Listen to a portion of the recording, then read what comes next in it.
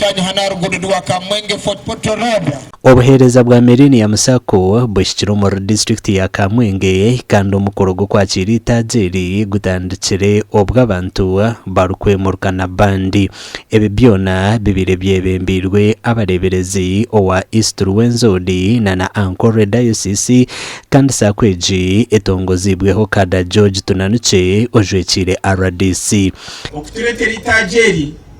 eri watandikire nindebo kuhindura abantu ba Kamwenje naheru ya Kamwenje umumataji 15 agatushomerwa neri 16 ruwaga mbere kuzahoyima uko babakirebezo mboni nchimanyisa na ryo so umumataji abo ngoreka ngo haro contribution impango owekitinisa professor ibare itafari elyote irankurakurana ya Uganda under socio-economic transformation tujaguza obusinguzi Gorjero ruhango aitwaika abwa Millennium Sacco 2012 tulo tukichingura mutere ruhango mungaro nyanda kusima umuningo gwambaganiza petroni wa Millennium Sacco kandi wagitandikire the Right Reverend Associate Professor Sheldon Mwesigwa umusheja wa ruhango ubwenge kandi dini wa province ya Chato Uganda yemerera Sheldon wakutera mungaro uryo munyabwenge. Millennium Sacco obwahati ya sitaji rya mwenda kandi umuryaga harume ryantinda isinjiro rwampara Kamwenge na Nambara na Gandi izoberi ryaberi ebyafayo abo kuba ekiroto ecyabire kiruhe cyo kugira ngo tuhangusiye Sacco eshohora heru yankore cyashyikirizoberi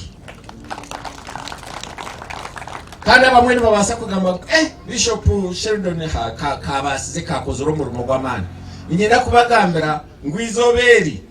obusinguzi bw'izoberi n'uwo mushija oyinizinde bakweta turyasingura savings accounts nazo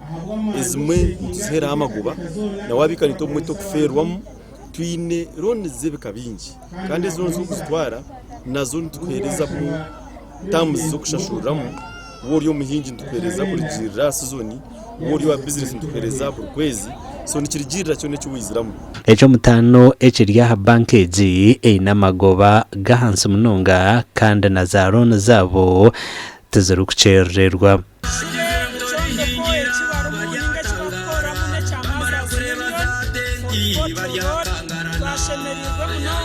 Sima Millennium Sacco abo buhereza obu baturetera erizo mu cyanga kitu cya Kamwenge kandi